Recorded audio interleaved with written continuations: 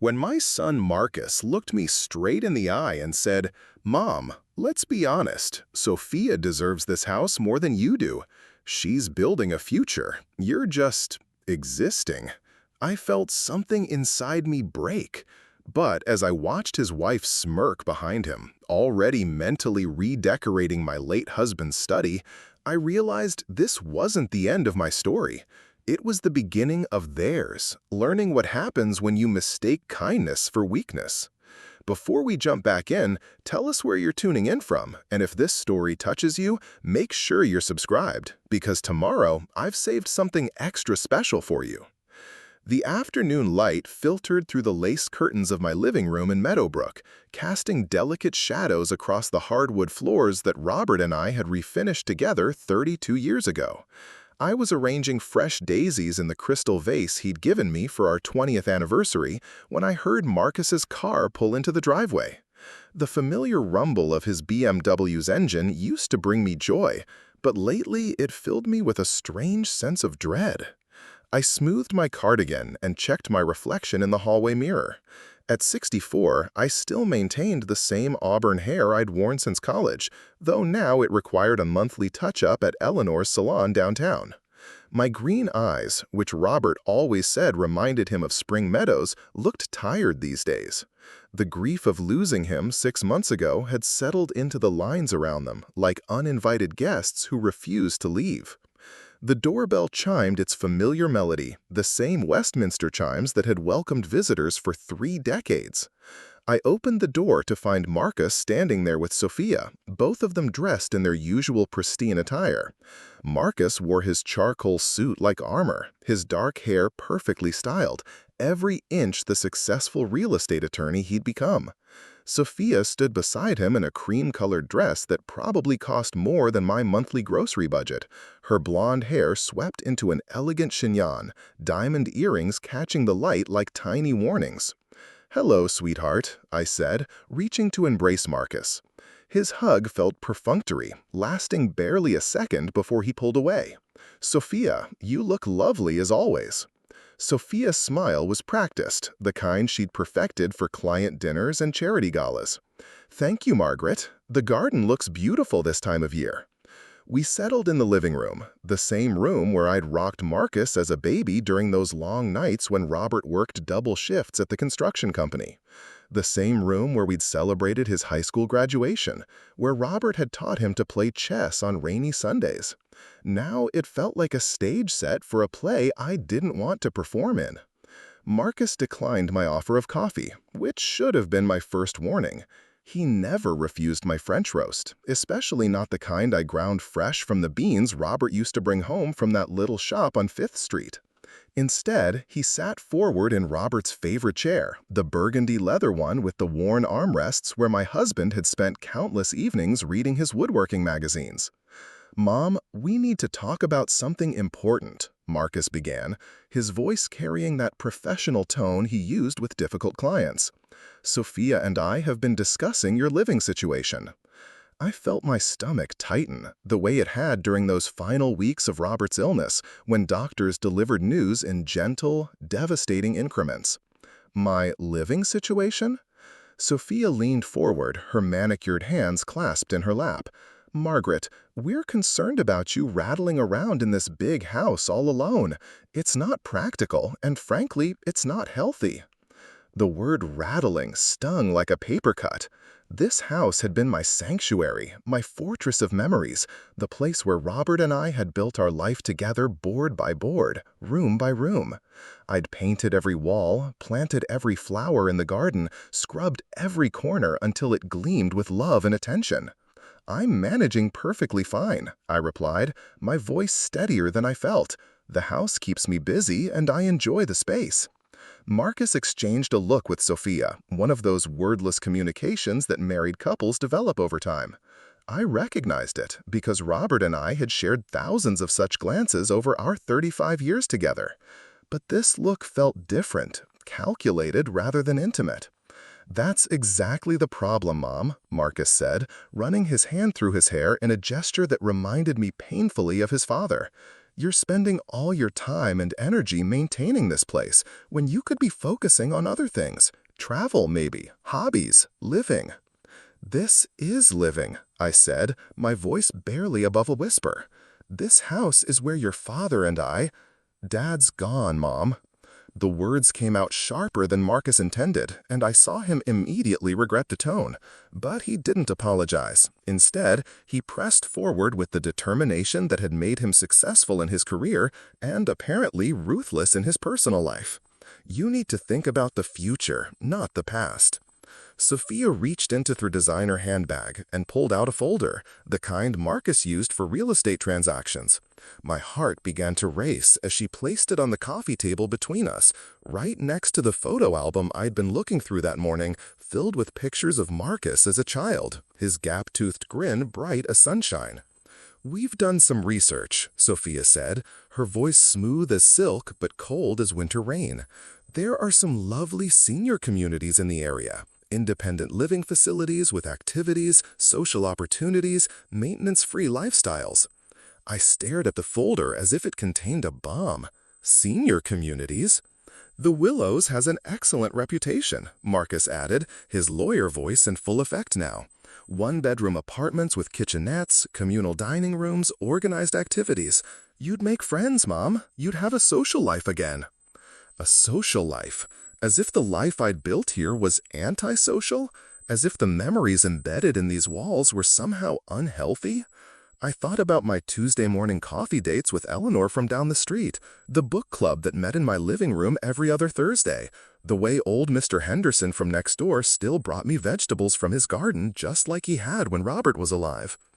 "And what would happen to the house?" I asked, though I was beginning to suspect I already knew the answer. Marcus and Sophia exchanged another look, this one lasting longer than the first. My son cleared his throat, a nervous habit he'd had since childhood, whenever he was about to ask for something he knew he shouldn't have. "Well, that's actually what we wanted to discuss," he said, his words coming faster now, as if speed could somehow soften the blow. "Sophia and I have been looking at upgrading our living situation. Our condo downtown is getting cramped, especially with Sophia's interior design business expanding." I felt the world tilt slightly, like a photograph being adjusted on a crooked wall. "You want to move into my house?" "It makes perfect sense when you think about it," Sophia interjects, her voice bright with enthusiasm that felt obscene in the context of our conversation. "This house is perfect for entertaining clients, and the location is ideal for my business. Plus, someone needs to maintain the property value." Property value. As if this house was just an investment, a commodity to be leveraged, rather than a home filled with 30 decades of love, laughter, arguments, reconciliations, quiet Sunday mornings, and ordinary Tuesday evenings that had somehow added up to a lifetime of happiness. "We'd take excellent care of it," Marcus added quickly. "Sophia has amazing taste, and she's been dying to get her hands on a project like this. She could really modernize the space, bring it into the 21st century." Modernize. I imagined Sophia ripping out the built-in bookshelves Robert had crafted by hand, painting over the soft yellow walls we'd chosen together because they reminded us of the kitchen in the farmhouse where I'd grown up. I pictured her replacing our worn but comfortable furniture with sleek, uncomfortable pieces that looked impressive but had no soul, no history, no warmth. "Think about it, Mom," Marcus continued, leaning forward with the intensity he usually reserved for closing real estate deals. "You'd be helping us out, and honestly, this house deserves to be lived in by people who can really appreciate it and use it to its full potential." Preparing and narrating this story took us a lot of time, so if you are enjoying it, subscribe to our channel. It means a lot to us. Now, back to the story. Full potential. The phrase echoed in my mind like a slap. What had Robert and I been doing all these years if not using this house to its full potential? We'd raised Marcus here, celebrated birthdays and anniversaries, hosted Christmas dinners for friends who had nowhere else to go, created a home that radiated warmth and welcome. I looked around the room, seeing it suddenly through their eyes. The furniture was older now, yes, but still sturdy and comfortable. The carpet showed wear patterns where Robert had paced during his late-night phone calls with worried clients whose construction projects had hit snags. The walls displayed photographs spanning decades. Marcus's school pictures, family vacations, Robert receiving his contractor's license, me at my retirement party from the elementary school where I'd taught third grade for 28 years. "Let me understand this correctly," I said slowly, each word carefully measured. "You want me to move out of my home so that you can move in and redecorate it?" "It's not just about redecorating," Sophia said, a slight edge creeping into her previously smooth voice. "It's about breathing new life into the space, making it functional for modern living." Modern living?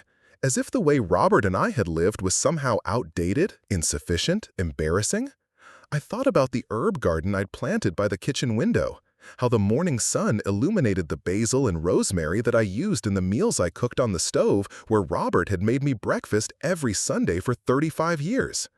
I thought about the reading nook he'd built for me in the corner of our bedroom, with perfect lighting and a view of the backyard where we'd watched countless sunsets together. "What if I don't want to move?" I asked, my voice barely audible. Marcus sighed, the sound heavy with impatience that he was clearly struggling to contain. "Mom, be realistic. What are you holding on to? This house is too big for one person. The maintenance alone must be overwhelming." "Your father taught me how to maintain this house," I replied, feeling a spark of anger kindle in my chest. "I know every pipe, every wire, every creaky floorboard. I know which windows stick in the humidity and which faucet needs a gentle touch. This house and I understand each other." Sophia laughed, a sound like wind chimes in a hurricane, pretty but ultimately destructive. "Margaret, that's exactly what we're talking about. You shouldn't have to worry about creaky floorboards and sticky windows. You should be free to enjoy your golden years without all these responsibilities." Golden years. Another phrase that felt like an insult disguised as concern. As if the years I'd spent in this house with Robert had been silver or bronze, as if happiness could only be properly measured in a controlled environment with scheduled activities and communal dining. "Besides," Marcus added, his voice taking on a harder edge, "let's be honest here. Sophia deserves this house more than you do right now. She's building a business, creating a future. She has plans, vision, energy to pour into this place." The words hit me like a physical blow. Sophia deserves this house more than you do. I felt the air leave my lungs as if someone had punched me in the stomach. My own son, the baby I'd nursed through colic and fever, the toddler I'd chased through these very rooms, the teenager whose broken hearts I'd mended in the kitchen over hot chocolate and understanding, was telling me that a woman I'd known for 3 years deserved my home more than I did? "She has vision," I repeated, the words tasting like ash in my mouth. "She does," Marcus said, his voice gaining enthusiasm as he apparently interpreted my shock as interest.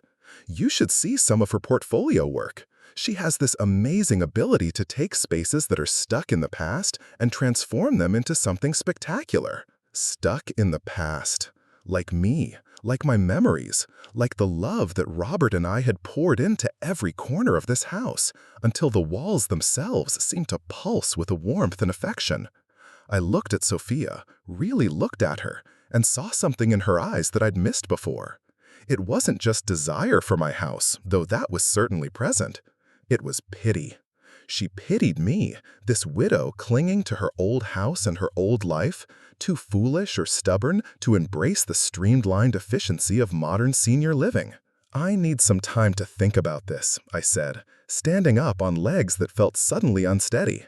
Marcus also stood, checking his expensive watch with a gesture that reminded me uncomfortably of his father, though Robert had worn a simple Timex that had cost $30 and lasted 20 years. "Of course, Mom, but don't take too long. The apartment at the Willows won't stay available forever, and Sophia's business is really taking off. We'd need to make this transition soon to take advantage of the market conditions." Market conditions. My life, my home, my grief and healing process had been reduced to market conditions. They left me with the folder and polite kisses on my cheek that felt like small betrayals. I stood at the window and watched them drive away. Sophia already talking animatedly, probably about paint colors and furniture arrangements, and how quickly she could erase any trace of the life Robert and I had built together. I sank back into the chair where Robert used to sit, the leather still holding the faint impression of his body, still carrying a whisper of his cologne. The folder lay on the coffee table like an accusation, its glossy brochures promising active lifestyles and worry-free living, as if worry was something that could be eliminated by changing your address. The house settled around me with its familiar sounds. The gentle hum of the refrigerator Robert had insisted on buying from a local appliance store because he believed in supporting small businesses. The soft tick of the grandfather clock his father had given us as a wedding present. The whisper of wind through the oak tree we'd planted the year Marcus was born. I closed my eyes and let the memories wash over me. Robert proposing to me in this very room, down on one knee beside the fireplace where we'd hung off stockings every Christmas. Marcus taking his first steps across these hardwood floors while I cheered and Robert fumbled with the camera. The quiet nights after Marcus left for college, when Robert and I rediscovered each other in the peaceful emptiness of our nest. But mixed with the sweet memories came newer, sharper ones. Marcus visiting less and less frequently after he married Sophia. The gradual change in his attitude toward me, as if I'd somehow become an embarrassment or a burden. The way he'd started talking about Robert's death as if it was something I should get over rather than learn to live with. I opened my eyes and looked at the folder again. Inside, I knew, were floor plans for one-bedroom apartments designed for people who had supposedly outlived their usefulness, their dreams, their right to take up space in the world. Apartments with emergency pull cords and grab bars, and other reminders that life was something to be endured rather than lived. Standing up with a determination that surprised me, I walked to Robert's study, the room Marcus and Sophia had mentioned modernizing. It was exactly as he'd left it 6 months ago. His reading glasses still folded on the desk beside the biography of Teddy Roosevelt he'd never finished. His coffee mug still holding the ring stains from countless mornings spent reviewing blueprints and contracts. I sat in his chair and opened the desk drawer, looking for the papers I suddenly needed to see. Our will, our insurance policies, the deed to the house we'd bought when Marcus was 2 years old, and we'd finally saved enough for a down payment on something bigger than our starter apartment. The deed felt substantial in my hands, the legal language declaring Robert and me, and later just me, the rightful owners of this piece of the world. I traced the property lines with my finger, remembering how we'd walked every inch of our lot that first day, planning where to plant the roses, where to build Marcus's swing set, where to expand the patio so we could host barbecues for Robert's crew and my fellow teachers. My phone rang, jarring me from my reverie. Eleanor's voice came through, warm and concerned. "Margaret, honey, I saw Marcus and Sophia leaving. Everything all right?" Eleanor had been my neighbor for 15 years, moving in just as Marcus was finishing high school. She'd become more than a neighbor in the months since Robert's death, checking on me daily, bringing over casseroles and companionship in equal measure. "They want me to move into a senior community," I said, surprised by how calm my voice sounded. "Over my dead body," Eleanor replied without hesitation. "What kind of senior community?" I described the willows, the folder, the conversation about Sophia deserving my house more than I did. With each detail, Eleanor's intake of breath grew more audible. "That little witch," she finally said, and I almost smiled despite everything. Eleanor had never quite warmed to Sophia, claiming that anyone who couldn't appreciate my garden didn't have proper priorities. "I don't know what to do," I admitted, feeling tears threaten for the first time since Marcus and Sophia had left. "You don't do anything," Eleanor said firmly. "This is your house, Margaret, your home. They can't just decide to take it from you." But they could, I realized. Not legally, perhaps, but emotionally, they were already succeeding. Marcus was my only child, my only family now that Robert was gone.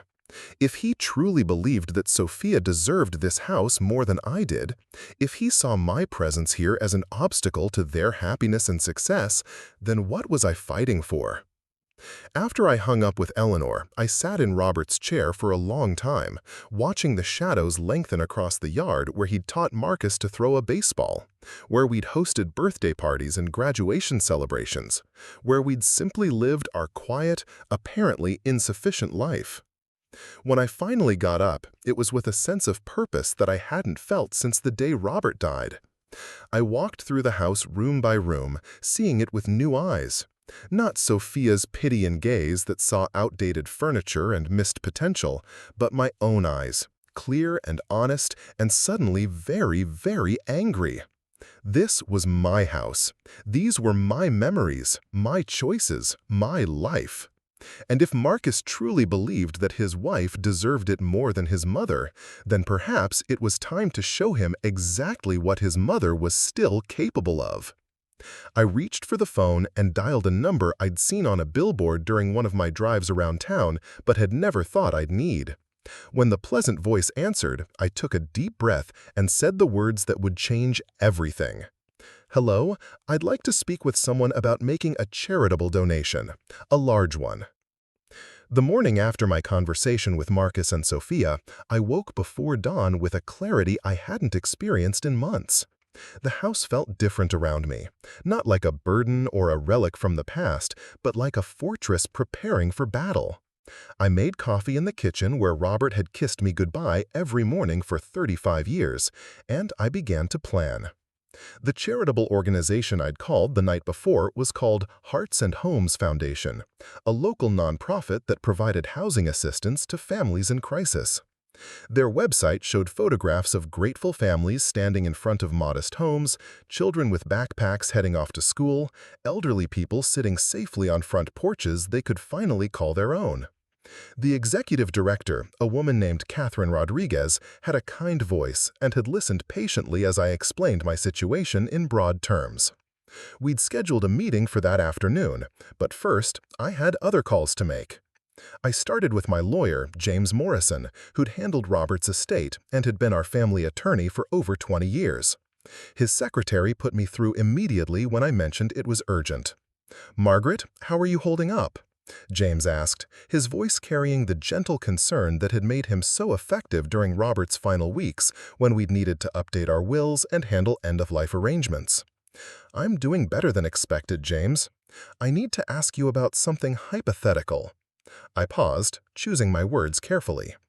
If someone wanted to donate their house to charity, what would that process look like? There was a moment of silence on the other end of the line. "That's quite a significant decision, Margaret. Are you considering this because of financial difficulties? Because there might be other options we should explore first?" "No, James, my finances are stable. This would be a personal choice." I looked out the kitchen window at the garden Robert and I had cultivated together, noting that the late roses were still blooming despite the October chill. A statement, you might say. James walked me through the basics.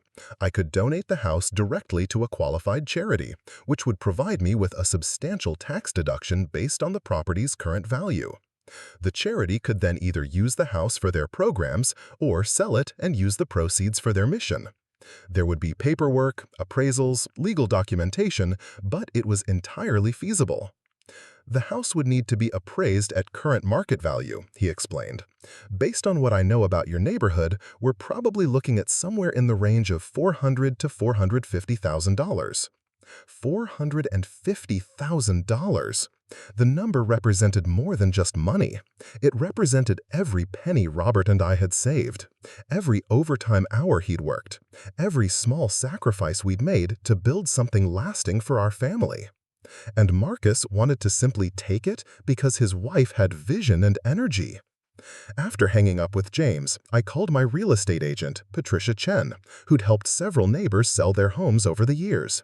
She was delighted to hear from me and equally surprised when I asked about current property values in Meadowbrook. "Your house, Margaret? Oh my, that's a gorgeous property. The craftsmanship and those built-ins alone would make it a standout listing.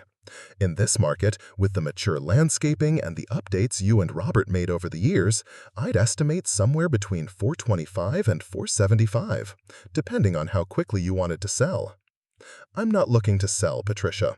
I'm just trying to understand what we're talking about in terms of value. Well, if you ever do decide to make a change, please call me first. That house would be a dream listing, the kind of place that sells itself. After Patricia, I called my accountant, Harold Fleming, who'd been handling our taxes since Robert started his own contracting business. Harold confirmed what James had told me about the tax implications of charitable giving, and mentioned that donating property of that value would essentially eliminate any tax burden I might have for several years. It's an incredibly generous thing to do, Margaret. The charity would benefit enormously, and you'd be making a real difference in people's lives. By the time I finished my morning calls, I had a clear picture of what I was considering. My house was worth nearly $500,000, money that Marcus and Sophia apparently believed they deserved simply because they were young and ambitious and thought I was taking up too much space in the world. I spent the morning cleaning the house with an intensity I hadn't felt since preparing for Marcus's high school graduation party. Every surface gleamed, every room arranged with the kind of care that transforms a house into a home. I wasn't sure who I was preparing for, but the activity gave me focus and purpose. At 2 o'clock, Catherine Rodriguez arrived in a modest sedan, a practical car that immediately told me she was someone who understood the value of resources. She was younger than I'd expected, perhaps in her early 40s, with warm brown eyes and graying hair that she wore in a simple style that spoke of more important priorities than appearance. "Mrs. Patterson," she said, extending her hand with a firm grip that reminded me of Robert's business associates. "Thank you so much for reaching out to Hearts and Homes. I have to admit, your call last night was quite a surprise." I led her into the living room, offering coffee and the apple pie I'd baked that morning from Robert's favorite recipe. Catherine accepted both graciously, and I found myself studying her as she looked around the room, taking in the family photographs, the handmade quilts, the comfortable furniture that had hosted countless conversations and celebrations. "This is a beautiful home," she said, and I could tell she meant it. "You can feel the love here." 32 years of it," I replied, settling into the chair across from her. "My husband and I raised our son here, built our life here. It's been a good house to us." Catherine nodded, sipping her coffee thoughtfully. "When you called last night, you mentioned wanting to make a donation. I have to ask, Mrs. Patterson, this isn't a decision you're making under any kind of pressure, is it?" Sometimes families go through difficult periods, and we want to make sure our donors are acting of their own free will. Her concern was genuine, and I found myself appreciating her professionalism. "No pressure except my own conscience," I said. "Catherine, may I ask you about the families you help? What kinds of situations do they face?" Her eyes lit up as she described the foundation's work. Single mothers fleeing abusive relationships who needed safe housing while they rebuilt their lives. Elderly people living in cars because their fixed incomes couldn't keep up with rising rents. Families who'd lost everything to medical bankruptcy but were working hard to get back on their feet. "Just last month," she said, "we helped a family of 4 who'd been living in their car for 6 weeks. The father had lost his job when his company downsized, and they'd exhausted their savings paying for their daughter's surgery. He found work again, but they needed first month's rent, last month's rent, security deposit, all of it up front. That's $1,500 they didn't have, but we did." As she talked, I thought about Marcus's BMW, Sophia's designer handbags, their complaints about their downtown condo being cramped. The contrast felt obscene. "How would a donation like a house work exactly?" I asked. Catherine explained that the foundation had several options. They could sell the house and use the proceeds to help multiple families with rent assistance, down payments, and emergency housing needs. Alternatively, they could use it as transitional housing for a family working to get back on their feet, eventually helping them purchase it at a reduced rate once they were financially stable. "With a property of this value," she said, looking around the room again, "we could help dozens of families, maybe 100 families, depending on their needs and our other resources." 100 families! People who actually needed help, who weren't asking for handouts but for opportunities. People who would be grateful for assistance rather than demanding it as their due. There's something else you should know, Catherine continued, setting down her coffee cup. We always do thorough background checks on our donors for gifts of this magnitude. We want to make sure there aren't any legal complications, any family disputes that might affect the donation later. Family disputes. I almost laughed at the understatement. Catherine, I should probably explain my situation more completely, I told her. I told her about Marcus and Sophia's visit, about their assumption that I should move to a senior community so they could take over my house. I explained about Sophia's belief that she deserved the house more than I did, about their certainty that they knew what was best for my life. Catherine listened without interruption, her expression growing more concerned as I talked. When I finished, she was quiet for a long moment. Mrs. Patterson, I have to ask you directly, are you considering this donation as a way to spite your son and daughter-in-law? Her directness surprised me, but I appreciated it. Spite is such an ugly word, I said. I prefer to think of it as education. They seem to believe that wanting something badly enough entitles you to have it. I'd like to show them the difference between wanting and deserving. Catherine leaned forward, her hands clasped in her lap. I understand your feelings, and frankly, what they're suggesting sounds appalling. But charitable giving shouldn't be about revenge, even justified revenge. It should come from a place of genuine desire to help others. And what if it's both? I asked. What if I genuinely want to help families in need, and I also want to teach my son a lesson about entitlement and respect? She considered this for a moment. Then I'd say your motivations are human and complicated, which is true of most of our donors. The question is whether you're prepared for the consequences. Once you donate this house, Mrs. Patterson, there's no taking it back. Your son and daughter-in-law will be permanently blocked from inheriting it, and your relationship with them might be permanently damaged. My relationship with them is already damaged, I said quietly. They just don't realize it yet. We talked for another hour, Catherine explaining the donation process in detail. There would be an appraisal, legal documents, a formal ceremony if I wanted one. The foundation had a policy of allowing donors to remain in donated properties for up to 6 months if they needed time to make alternative arrangements, or permanently if they wanted to be caretakers. Some of our donors choose to stay in their homes and help us use them for our programs, she explained. They become part of our extended family, helping the families we serve transition to independence. The idea intrigued me. I could stay in my house, keep my memories and my garden, but transform the space into something that actually helped people, instead of simply existing as a monument to Marcus's perceived inheritance. I'd like to think about that option, I said.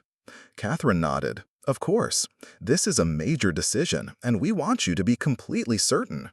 Why don't you take a few days to consider everything we've discussed?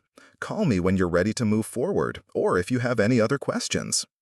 After she left, I sat in Robert's chair and thought about the conversation.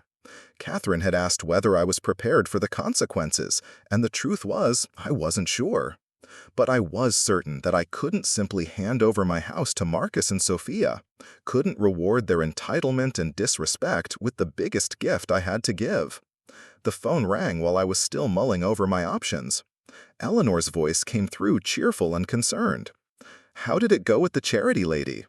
I'd called Eleanor that morning to let her know about my plans, and she'd been supportive, if a bit shocked. She seems wonderful, professional, caring, actually interested in helping people instead of just taking what they want. Unlike some people we could mention, Eleanor said darkly. Have you heard from Marcus today? Not yet, but I expect I will soon. They gave me time to think, but knowing Marcus, he'll follow up within a day or two to get my decision. What are you going to tell him? I'm not sure yet. Part of me wants to donate the house and then let him find out when he comes to claim his inheritance. But that might be more cruel than educational. Eleanor was quiet for a moment. Margaret, honey, I have to ask, are you sure about this?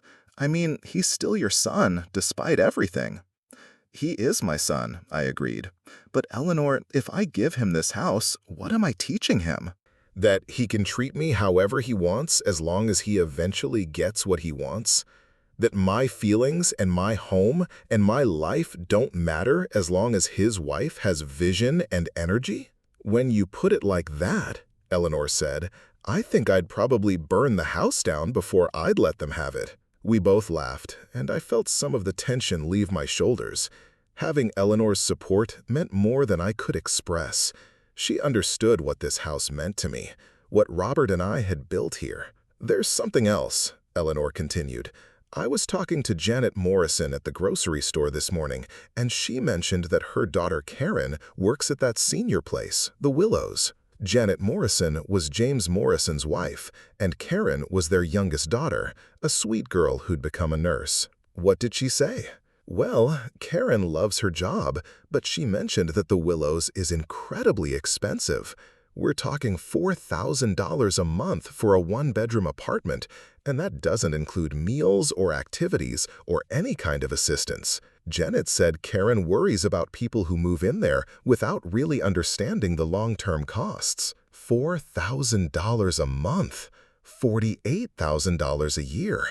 In less than 10 years, I'd spend more on rent than my house was worth, and I'd have nothing to show for it except a small apartment and scheduled activities. Did Karen say anything else? She mentioned that a lot of the residents seem lonely. They have activities and social opportunities, but Karen said many of them talk about missing their own homes, their own gardens, their own spaces where they felt useful and needed. After Eleanor and I hung up, I found myself walking through my house again, seeing it through the eyes of someone who might soon leave it forever. The kitchen where I'd cooked thousands of meals, where Marcus had done his homework at the table while I prepared dinner and Robert reviewed blueprints. The living room where we'd watched him take his first steps, where he'd learned to read curled up in my lap, where Robert had taught him to play chess. The master bedroom where Robert and I had talked through every major decision of our marriage, where we'd comforted each other during the difficult times and celebrated during the good ones. The guest room where my mother had stayed during her final illness, where friends had slept when they visited from out of town. Robert's study, with its built-in bookshelves and perfect afternoon light, where he'd spent countless hours planning construction projects and I'd graded papers and planned lessons. The basement workshop, where he'd taught Marcus to use tools safely, where he'd built the dining room table we still used, where he'd crafted toys and birdhouses and small furniture repairs that kept our house functioning smoothly. Every room held layers of memories, but more than that, every room still felt useful. I cooked in the kitchen every day, tended plants in the sunny windows, read in the living room, maintained Robert's tools in the basement workshop. This wasn't a museum.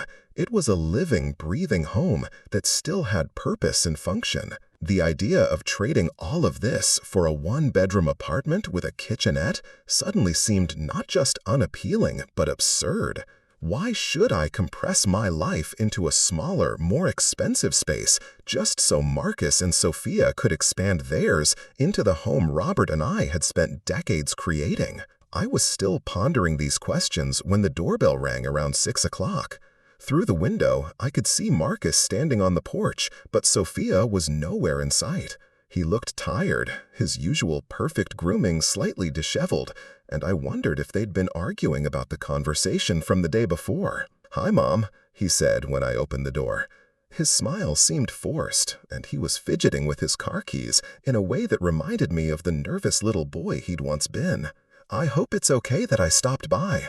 I wanted to follow up on our conversation yesterday." I invited him in, noting that he declined my offer of dinner, even though it was well past his usual eating time. We settled in the living room again, but this time Marcus chose the sofa instead of his father's chair, perhaps sensing that the symbolism of that choice might not work in his favor. "Have you given any thought to what Sophia and I discussed?" he asked, trying to sound casual, but failing to hide the anxiety in his voice.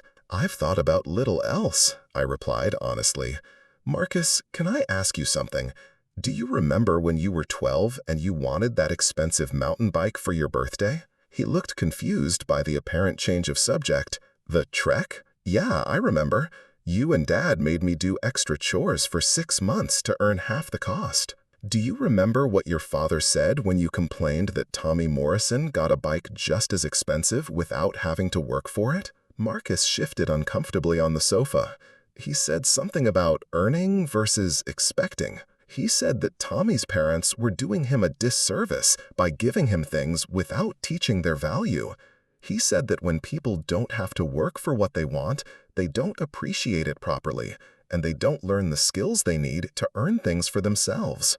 I could see Marcus beginning to understand where this conversation was heading, and his expression grew guarded. "Mom, this is different. We're adults now, and we're not asking you to buy us anything. We're talking about practical solutions to real problems." "What problems would those be exactly?" "Your living situation, for one. This house is too big for you, too much work, too isolated. You need to be around people your own age, with activities and social opportunities." "I have social opportunities. Eleanor and I have coffee twice a week. I volunteer at the library on Thursdays. The book club meets here every other week. I have friends, Marcus, and activities that I choose because they interest me." "But what about safety? What if something happens to you and there's no one around to help?" I almost smiled at this argument.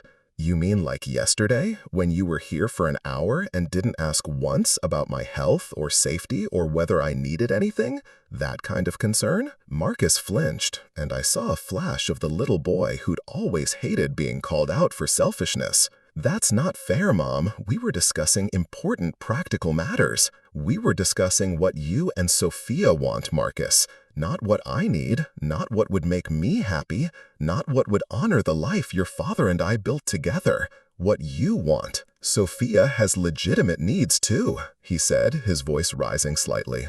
"Her business is growing, and our current space isn't adequate for entertaining clients. This house would be perfect for her. And my needs? We've explained that. The Willows would be perfect for you.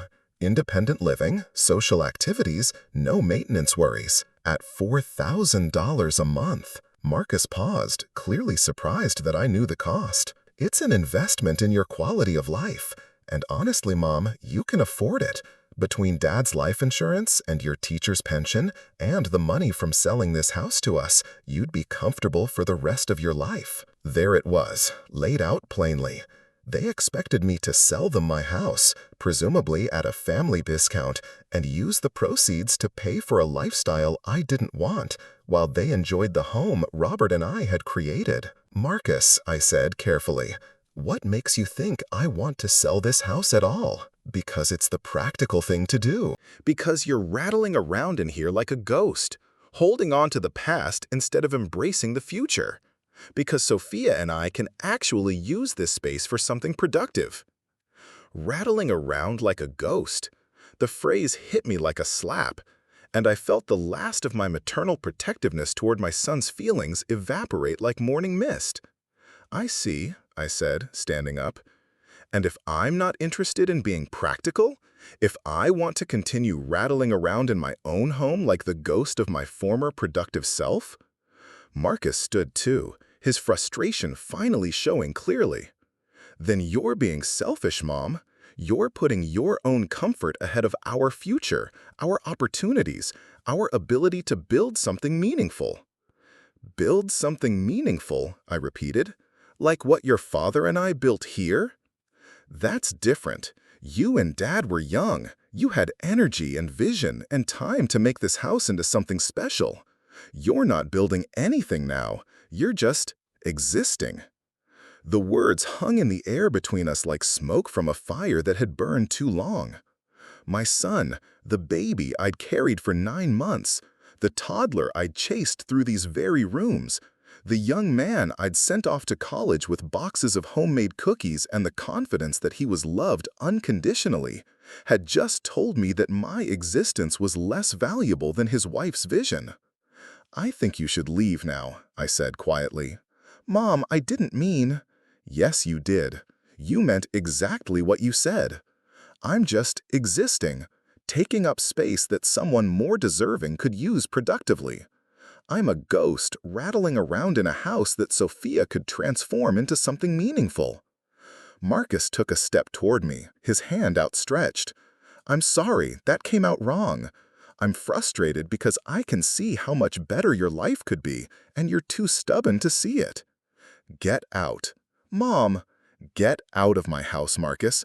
and don't come back until you're prepared to speak to me with the respect that any human being deserves, let alone the woman who raised you."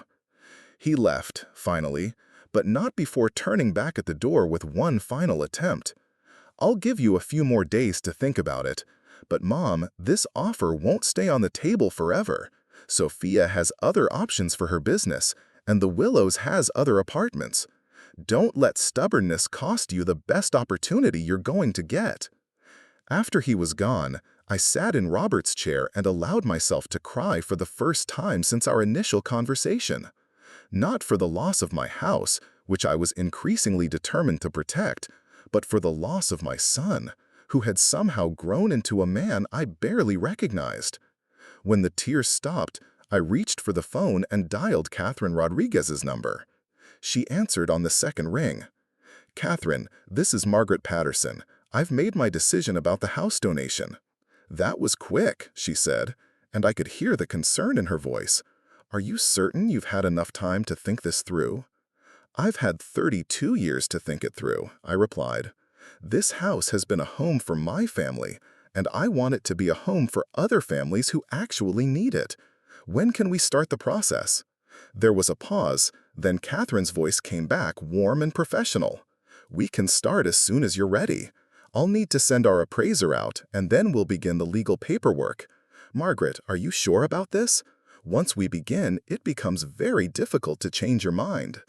"I'm sure," I said, looking around the living room that Marcus had dismissed as wasted space. "Catherine, I'd also like to explore that option you mentioned about staying in the house and helping with your programs." "We'd love to have you as part of our extended family," she replied. "Some of our most successful placements have involved donors who stayed involved with the families we help." After I hung up, I walked through my house one more time, but this time I wasn't saying goodbye.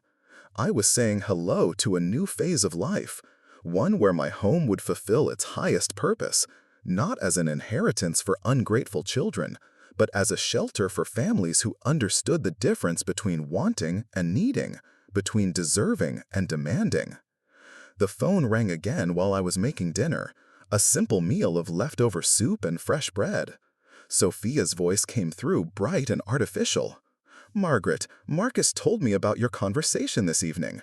I think there might have been some misunderstandings, and I'd love to come by tomorrow to clear the air.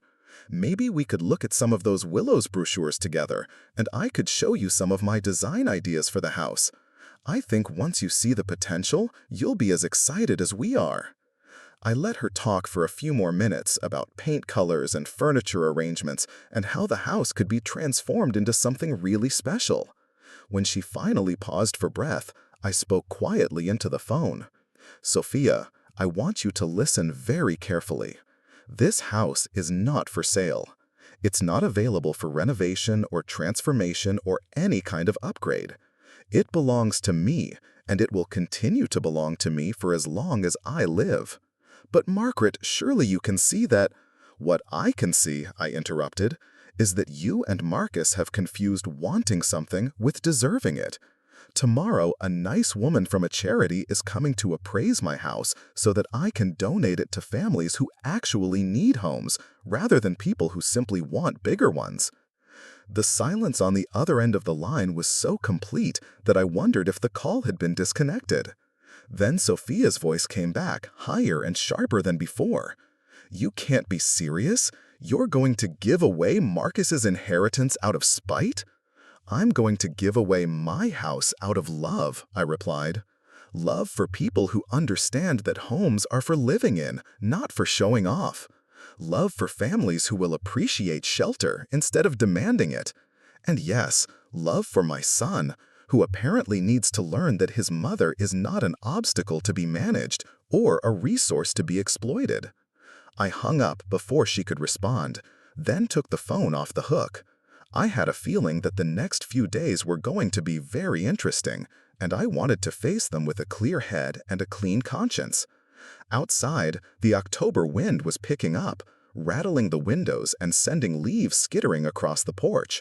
But inside my house, everything was calm and quiet, and exactly as it should be. Soon it would be calm and quiet, and exactly as it should be for families who truly needed the shelter and security that Robert and I had worked so hard to create. For the first time since Marcus and Sophia's first visit, I felt completely at peace with my decision. Let them learn what they could about wanting versus deserving, about demanding versus earning. My house would teach those lessons to people who were ready to appreciate them. The next morning brought the kind of crisp November weather that Robert had always loved. Clear skies and golden light that made everything look freshly painted. I woke early, feeling more energized than I had in months, and went about my morning routine with a sense of purpose that had been missing since Robert's death. Today was the beginning of something new, something that would honor both his memory and my own dignity. Catherine arrived promptly at 9 o'clock with the appraiser, a middle-aged man named David Chen who turned out to be Patricia's husband.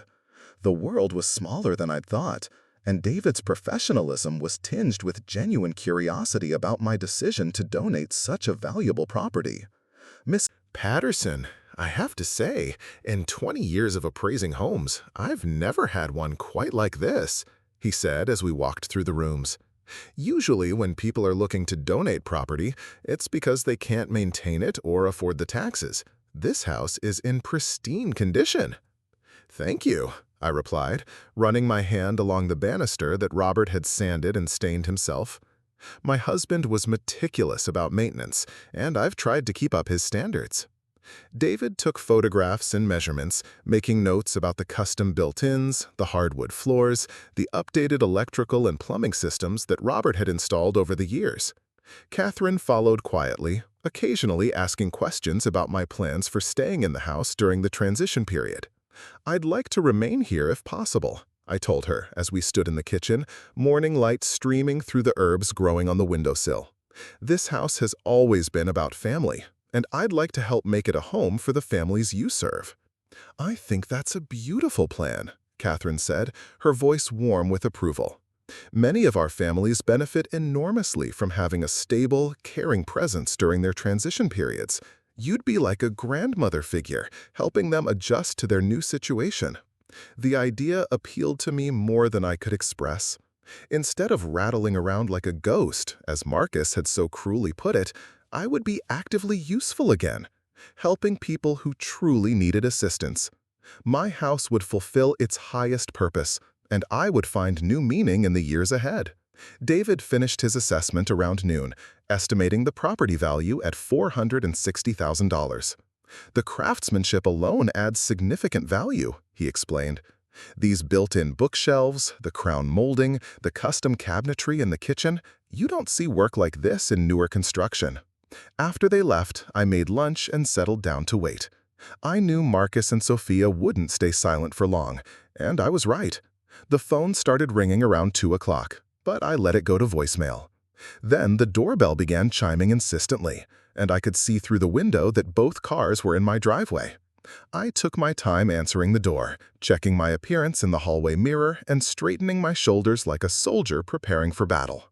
When I finally opened it, Marcus and Sophia stood there, looking like representatives from an insurance company, all business suits and grim expressions.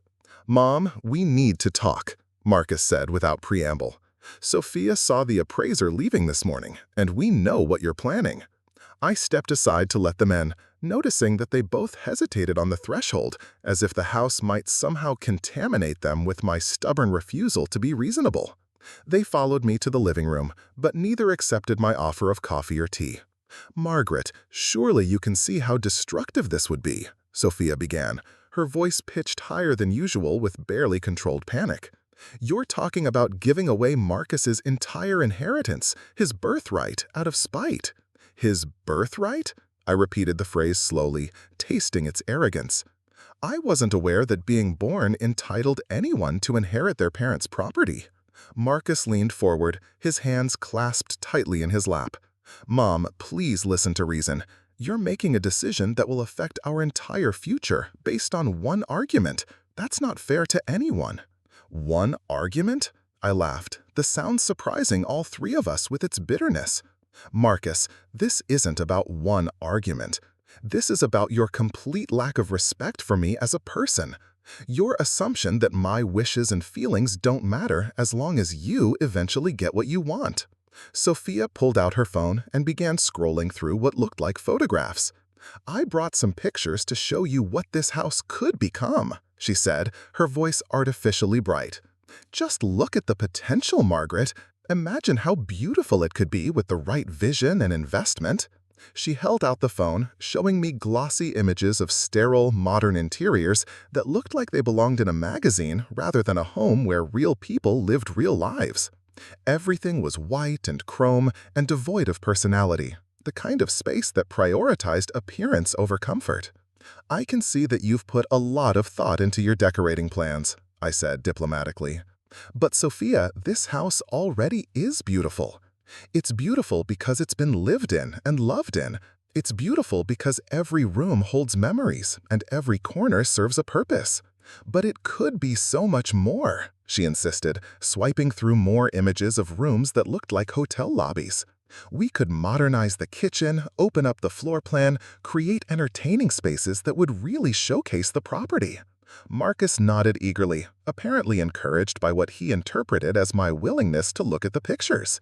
Sophia has incredible taste, Mom. She could transform this place into something really special, something that would increase in value rather than just sitting here unchanged. Unchanged? I repeated, as if change for its own sake is inherently valuable. It is when the alternative is stagnation, Sophia snapped, her composure finally cracking. Margaret, you're 74 years old. How many more years are you realistically going to spend in this house? 5? 10? Why not let us have it now while we can actually enjoy it and make something of it? I felt the familiar anger rising in my chest, but this time it was accompanied by something else. Pity. These two people, so focused on getting what they wanted, had completely missed the point of what they were asking for. Sophia, I said quietly, do you know why Robert built those bookshelves in his study? She looked confused by the apparent change of subject. Because he needed storage space? Because I mentioned once that I wished I had a quiet place to grade papers in the evenings. He spent 3 months designing and building those shelves, learning about woodworking from library books and YouTube videos, making mistake after mistake until he got them perfect. He built them because he loved me and wanted me to be happy. I could see Marcus shifting uncomfortably, perhaps remembering afternoons spent in the garage helping his father measure and cut wood, learning patience and persistence along with basic carpentry skills. Do you know why we chose this particular paint color for the living room? I continued, gesturing to the warm yellow walls that Sophia had probably already mentally replaced with stark white. Because it was popular at the time? Sophia guessed. Because it reminded us of the kitchen in the farmhouse where I grew up, where my mother baked bread every Sunday and my father read the newspaper by the window. We wanted Marcus to grow up in a home that felt warm and welcoming, connected to family history rather than isolated from it. Sophia's expression suggested she found this level of sentimentality both incomprehensible and slightly disgusting. That's sweet, Margaret, but nostalgia doesn't pay the bills or create opportunities for the future. What opportunities? I asked. The opportunity to tear down what Robert and I built and replace it with something that looks impressive in photographs? The opportunity to erase 32 years of family history so you can have a bigger space to entertain clients? Marcus finally spoke up, his voice tight with frustration. Mom, you're being deliberately obtuse.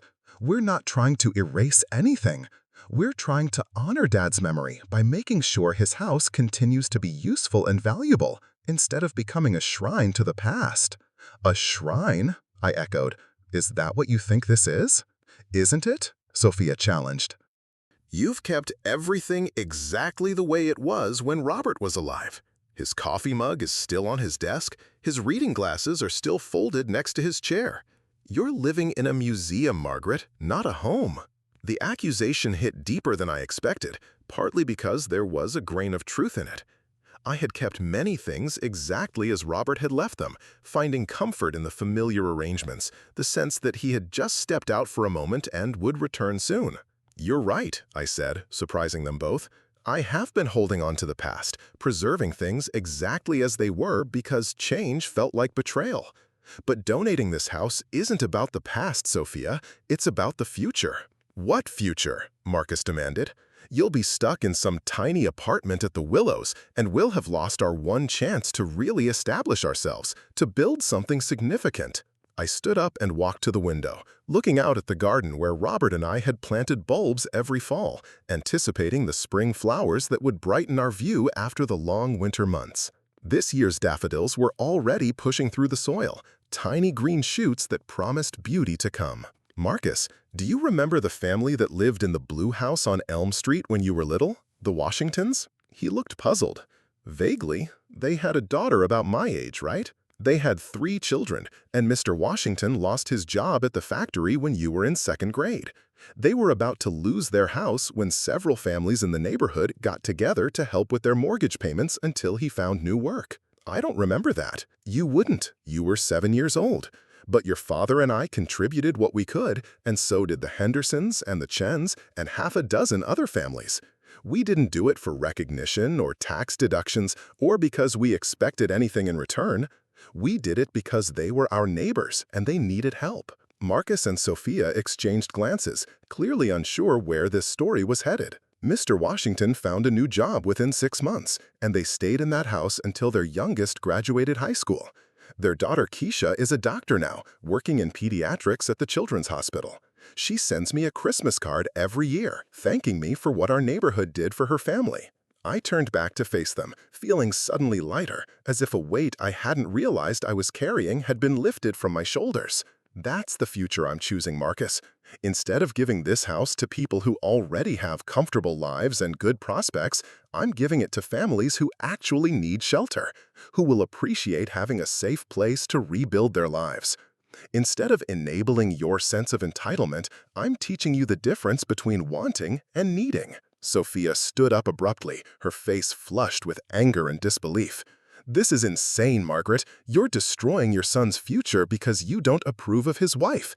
This is about me, isn't it? You've never liked me, never thought I was good enough for Marcus. Sophia, this isn't about you at all, I replied calmly. This is about me and what I choose to do with my own property.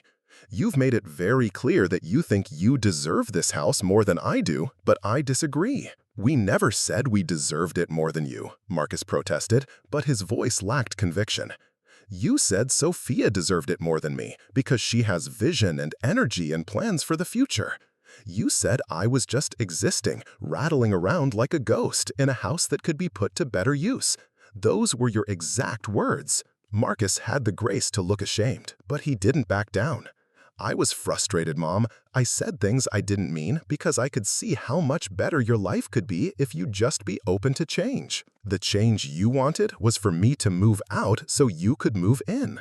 That's not about my well-being, Marcus. That's about your convenience. The argument continued for another hour, cycling through the same points and counter-arguments. Marcus tried reason, then guilt, then anger. Sophia alternated between tears and threats, painting dramatic pictures of their ruined future and my own lonely decline. But I had made my decision, and their words couldn't shake my resolve. Finally, they left with promises to think about this situation and hints that they might need to explore other options if I insisted on being unreasonable. I wasn't sure what other options they thought they had, but I suspected I'd find out soon enough. That evening, Eleanor came over with a bottle of wine and a concerned expression. We sat in the kitchen while I filled her in on the day's events, and she listened with the kind of attention that only old friends can provide. "Are you sure you're doing the right thing?" she asked when I finished. "I mean, I support your decision completely, but Margaret, he's your only child. Once you do this, there's no taking it back." "I know," I said, sipping the wine and feeling its warmth spread through my chest.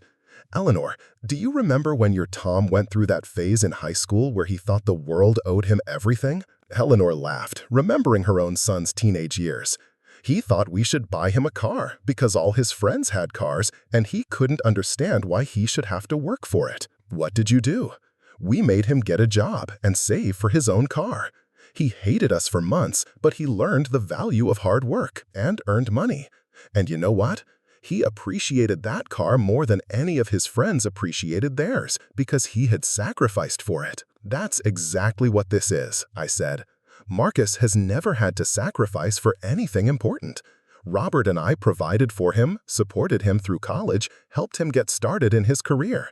We gave him everything he needed and most of what he wanted, and somewhere along the way, he learned to expect that pattern to continue indefinitely. Eleanor nodded thoughtfully. So you're teaching him that he can't simply demand your house and expect you to comply. I'm teaching him that respect and gratitude matter more than demands and entitlement.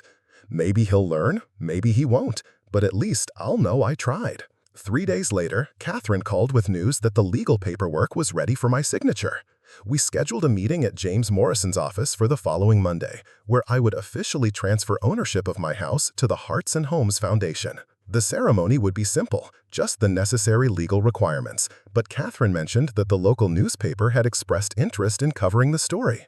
It's unusual for someone to donate property of this value, she explained. The reporter is interested in your motivations, your plans for staying involved with the families we help. I agreed to speak with the reporter, thinking that perhaps some publicity might encourage other people to consider similar donations. If my decision inspired even one other family to help those in need, it would be worth whatever discomfort the attention might bring. The weekend passed quietly. Marcus called twice, but I let both calls go to voicemail. His messages were increasingly frantic, begging me to reconsider, warning me about the tax implications I'd already discussed with my accountant, threatening vaguely to contest the donation somehow. Sophia sent several text messages, alternating between apology and accusation, but I deleted them without responding. On Sunday evening, I was surprised by a knock at the door. Through the window, I could see a young woman I didn't recognize, probably in her late 20s, with dark hair pulled back in a practical ponytail. She was holding a small child's hand, and an older man stood behind them both. I opened the door cautiously. "Can I help you?" "Mrs. Patterson, my name is Maria Santos, and this is my daughter Elena and my father Jose. Catherine Rodriguez from Hearts and Homes told us we might be one of the families who could benefit from your generous donation." I looked at them more carefully, noting their neat but inexpensive clothes, the way Maria held her daughter's hand protectively, the quiet dignity in Jose's weathered face. Elena was perhaps 4 years old, with huge dark eyes and a thumb stuck firmly in her mouth despite her mother's gentle attempts to discourage the habit. "Would you like to come in?" I asked, stepping back to welcome them. They entered hesitantly, looking around the living room with the kind of careful attention that people pay when they're trying not to impose or damage anything. Elena stayed close to her mother's side, but her eyes were wide with curiosity as she took in the family photographs and comfortable furniture. "Catherine thought it might be good for us to meet," Maria explained, settling on the edge of the sofa as if she might need to leave quickly. "She said you were considering staying in the house to help families during their transitions." I brought them tea and cookies, noting how Elena's face lit up at the sight of the homemade chocolate chip cookies I'd baked that morning. As we talked, their story emerged in careful, measured sentences. Maria worked as a nurse's aide at the hospital, often pulling double shifts to make ends meet. Jose had been a carpenter until arthritis made it impossible for him to continue working, and now he took care of Elena while Maria worked. They'd been living in a tiny apartment in a rough part of town, saving every penny they could toward a down payment on a house where Elena could have her own room and a yard to play in. "The problem is," Maria explained, "even with my job and the little bit Papa gets from Social Security, we can't save enough for a down payment while paying rent and buying groceries and everything else." "Catherine said your foundation helps families like us," Jose added, his English accented but clear. "Families who work hard but need a chance to get ahead."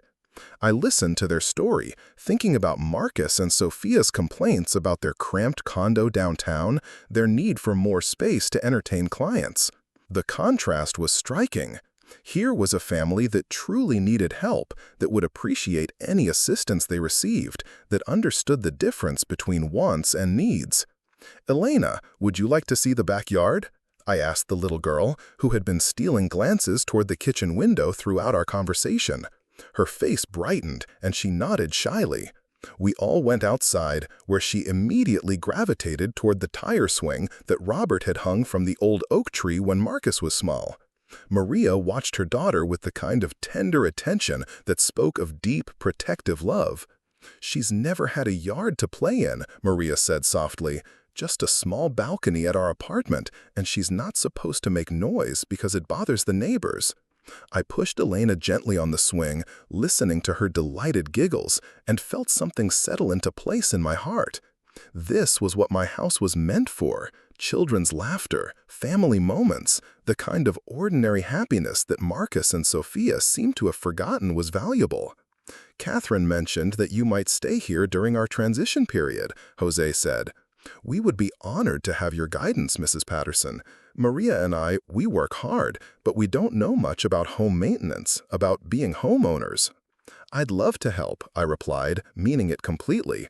"This house has been my teacher for 32 years. I know all its quirks and needs, and I'd be happy to share that knowledge." They stayed for another hour, Elena exploring the yard while the adults talked about practical matters. By the time they left, we had tentatively agreed that they would be the first family to benefit from my donation, moving in within the next few months once all the legal paperwork was complete. That night, I sat in Robert's chair and reflected on the afternoon. Maria's quiet dignity, Jose's gratitude for the opportunity to help his family, Elena's pure joy at having space to run and play. These were people who understood the value of what they were being offered, who would treat my house with the respect and love it deserved. Monday arrived with a cold drizzle that seemed appropriate for the gravity of what I was about to do. James Morrison's office was warm and comfortable, filled with the kind of solid, traditional furniture that spoke of permanence and reliability. Catherine arrived with several folders and a man she introduced as the foundation's legal counsel. "Are you ready for this, Margaret?" James asked as we prepared to sign the papers.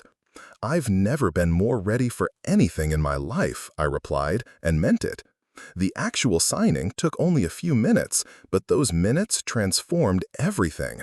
With a few signatures, my house legally became the property of the Hearts and Homes Foundation, to be used for their mission of helping families in crisis. I retained the right to live there as caretaker and mentor, but the property itself now belonged to people who would use it to help others rather than simply accumulating wealth. As we finished the paperwork, James handed me a thick envelope. "This came by courier this morning," he said, "from Marcus's law firm." I opened it to find a formal letter threatening legal action if I proceeded with the donation, claiming that I was not mentally competent to make such a decision and that Marcus had grounds to contest the transfer. The letter was full of legal jargon and implied threats, but its basic message was clear. If I didn't give Marcus what he wanted, he would try to take it through the courts. I handed the letter to Catherine's legal counsel, who read it quickly and shook his head. "This is standard intimidation tactics," he said. "They have no legal grounds to contest your decision. You've been evaluated by multiple professionals who confirm your mental competency, and you're making this donation of your own free will." "What should I do?" I asked. "Nothing," he replied. "Ignore it. If they actually file suit, which I doubt they will, we'll respond appropriately. But, Mrs. Patterson, this letter confirms that you've made the right decision. Someone who truly cared about your well-being wouldn't threaten you with legal action for making a charitable donation." That afternoon, the reporter from the local newspaper came to interview me at the house. She was a young woman named Jessica Chen, probably David's daughter, and she approached the story with the kind of thoughtful curiosity that reminded me of my best students. "What made you decide to donate your house to charity?" she asked, as we sat in the living room where I'd had so many difficult conversations over the past few weeks. "I wanted it to continue being a home," I replied. "Not just a house where people live, but a real home where families can build their lives and create memories. I realized that giving it to someone who already had everything they needed wouldn't accomplish that goal." Jessica asked about my plans for staying involved with the families, about my hopes for how the house would be used, about whether I had any regrets. Her questions were respectful but probing, and I found myself enjoying the conversation. "Can you tell me about your son's reaction to your decision?" she asked gently. I considered my words carefully. My son had different ideas about what should happen to the house. He felt that it should stay in the family rather than being donated to charity. We disagreed about that. It was a diplomatic way to describe the situation, but Jessica was a good reporter and read between the lines. She asked a few follow-up questions, but didn't press when I declined to give more details about the family conflict. The article appeared in the paper the following Thursday with the headline, "Local Widow Donates $460,000 House to Help Families in Need." The story was accompanied by a photograph of me standing in front of the house with Catherine Rodriguez, both of us smiling as we held the donation documents. The response was overwhelming. By Friday afternoon, I'd received dozens of phone calls from friends and neighbors expressing their support and admiration. Several other people inquired about making similar donations to the foundation, and Catherine called to tell me that they'd received more funding inquiries in 2 days than they usually got in a month. But not all the responses were positive. Marcus called repeatedly, his messages growing increasingly angry and desperate. Sophia sent a series of text messages that became so abusive I finally blocked her number. And on Saturday morning, they both appeared at my door one final time. I could see through the window that they were arguing in the driveway before they even approached the house. Marcus looked haggard, his usual perfect grooming replaced by stubble and wrinkled clothes. Sophia was crying, her makeup streaked and her hair disheveled. When I opened the door, Marcus pushed past me without invitation, stalking into the living room like a man preparing for battle. Sophia followed more slowly, her eyes red and swollen from crying. "How could you do this to me?" Marcus demanded without preamble. "How could you give away everything Dad worked for, everything we built as a family?" "Everything your father and I built," I corrected. "You didn't build this house, Marcus. You lived in it, you benefited from it, but you didn't create it." "I'm your son," he shouted, his composure finally cracking completely. "I'm your only child, your only family. This house should belong to me." "Why?" I asked simply. The question seemed to catch him off guard. Because I'm your son. Because it's what Dad would have wanted. Because I deserve it." "Your father would have wanted this house to help people who need help," I replied.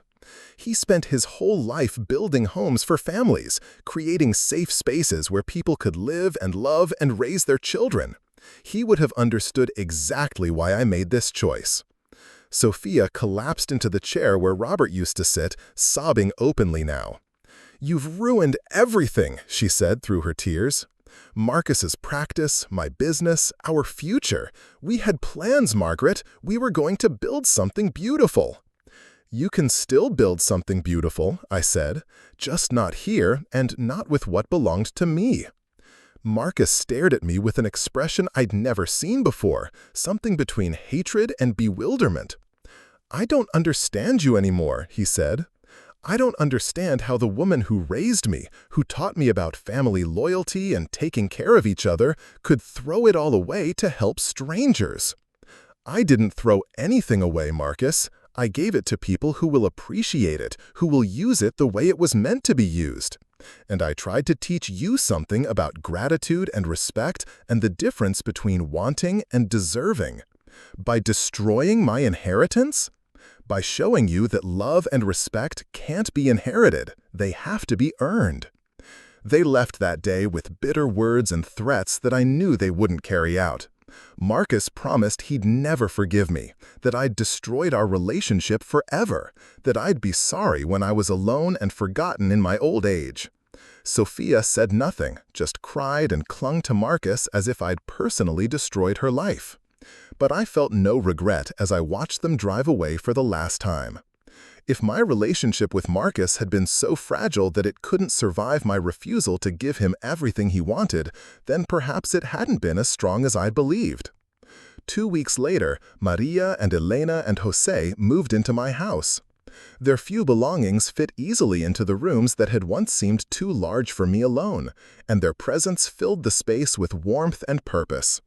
Elena claimed the room that had been Marcus's, decorating it with drawings and stuffed animals and all the cheerful clutter of childhood. Maria worked her shifts at the hospital, while Jose tended Elena and helped me with the garden. In the evenings, we cooked dinner together in the kitchen where Robert had made me breakfast every Sunday morning, and the house filled with the sounds of Spanish lullabies and bedtime stories. Elena reminded me of Marcus at the same age, full of questions and energy and unconditional love. She helped me plant bulbs in the garden, her small hands carefully placing each one in the soil while Jose explained in both English and Spanish how flowers grow from darkness into light. One evening in early December, as we sat by the fireplace watching Elena play with the dollhouse that had belonged to my mother, Maria turned to me with tears in her eyes. "Mrs. Patterson, I don't know how to thank you for this gift," she said. "Elena has never been so happy, so safe. You've given us more than a house, you've given us a home." "You've given me something too," I replied, watching Elena arrange tiny furniture in the dollhouse rooms. "You've given me a family again, and a purpose for these rooms. This house is happier now than it's been in months." Jose nodded from his chair by the window, where he'd been reading the newspaper in the last of the evening light. "My daughter worries that we're imposing on you, Mrs. Patterson, but I tell her that some gifts are meant to be shared, not hoarded." Outside, the first snow of the season was beginning to fall, covering the yard where Elena would build snowmen and learn to sled down the gentle slope behind the house.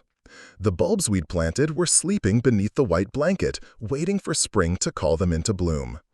I thought about Marcus and Sophia, probably sitting in their cramped condo downtown, still bitter about what they saw as their lost opportunity. I wondered if they would ever understand that the greatest opportunities in life came not from taking what we wanted, but from giving what we could.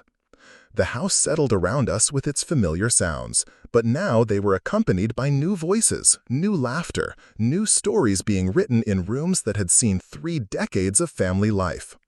Elena's giggles as she played, Maria's gentle singing as she prepared for bed, Jose's quiet prayers of gratitude as he turned off the lights. This was what Robert and I had built together, not just walls and windows and carefully crafted bookshelves, but a space where love could flourish and families could grow. We had created something that transcended ownership, something that belonged not to any individual, but to the universal human need for shelter, safety, and belonging. As I turned off the last light and headed upstairs to my bedroom, I felt Robert's presence in the familiar creak of the stairs, the whisper of wind through the oak tree, the settling sighs of a house well-loved and properly used. He would have approved of my decision, I knew. He would have understood that the best way to honor what we'd built together was to share it with people who truly needed it. In my bedroom, I could hear Elena talking to herself in the room next door, probably arranging her stuffed animals for the night. The sound filled me with the same peace I'd felt 30 years ago when Marcus was small and the house hummed with the quiet activity of family life. I had given away my house, but I had gained something far more valuable. The knowledge that love multiplies when it's shared, that homes grow more beautiful when they shelter people who appreciate shelter, and that the greatest inheritance we can leave our children is not property or money, but the understanding that true wealth comes from generosity, not accumulation.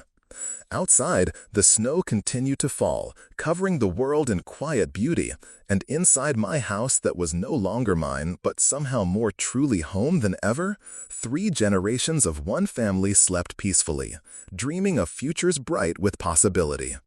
Up next, you've got 2 more standout stories right on your screen. If this one hit the mark, you won't want to pass these up. Just click and check them out.